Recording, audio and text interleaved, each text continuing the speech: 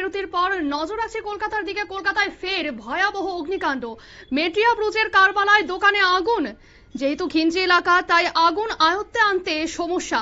এ নিয়ে জানবো বিস্তারিত। আমাদের সঙ্গে যুক্ত হয়ে গেছে প্রতিনিধি গোপাল শীল। গোপাল, কি থেকে এই অগ্নিকাণ্ড কি জানতে পারছো? দেখো, তোমাকে বলে রাখি, কলকাতা মেটিয়া ব্রুজ কারবালা সেলাই মেশিনের দোকানে গত ভোর রাতে আগুন লাগে। ইতিমধ্যে কিন্তু যেটুকু জানা গেছে, 3টি দমকল ভোর রাত থেকে হিমশিম করার পর এই মুহূর্তে কিন্তু আগুন নিজের আয়ত্তে আনতে পেরেছে। ঘটনাটা কিভাবে ঘটলো সেটা নয়, কিন্তু বারবার কলকাতার বুকে এইভাবে আগুন ধরা শর্ট সার্কিটের ঘটনা বলে মনে করা হচ্ছে। কিন্তু প্রচুর ক্ষতি হয়েছে। তোমাকে বলে রাখি, 139 নম্বর ওয়ার্ড মেটিয়া ব্রুজ, সেখানে ব্যবসায়ী ছিল শেখ শাহজামাল। তার প্রায় বিশাল বড় একটি শোরুম ছিল, যেখানে সেলাই মেশিন তারা বিভিন্ন জায়গায় বিক্রয় করতো এবং বিভিন্ন কাউন্টারে পাঠাতো। সেখানে 50টি সেলাই মেশিন সম্পূর্ণ নষ্ট হয়েছে। এছাড়া বহু পার্টস, এছাড়া বহু মেশিন ক্ষতিগ্রস্ত হয়েছে বলে জানা গেছে।